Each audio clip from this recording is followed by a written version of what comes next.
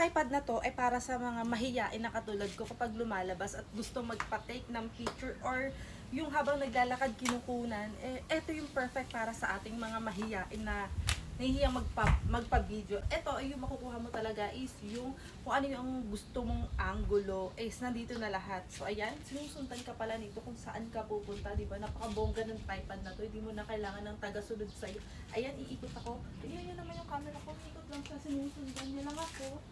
Ayan, kung saan ako pupunta, di ba? Nakukuhanan niya na ako. Di ba? Ang cute. Ayan, umiikot din siya. Nakita nyo? Nakaharap na sa akin. Diba? Ayan.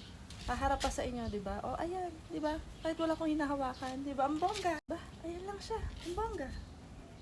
Diba? Susundan ka na niya, diba? Kung saan ka magpunta, susundan ka niya. Punta ka dito sa kaliwa.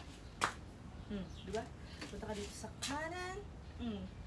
Diba ang bongga? Ibabaliktad ko yung camera para makita nyo. Talaga sinusundan niya ako. Sundan niya lang ako. Ayan, tignan nyo. Oh, di ba napaka-bongga? Ayan. Hi, everyone!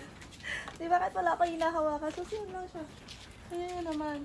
Susunod lang kanya kung saan ka pupunta. Di ba, ang bongga ng tripod na to kung mahihain ka. Ito yung perfect sa inyo eh. Ayan.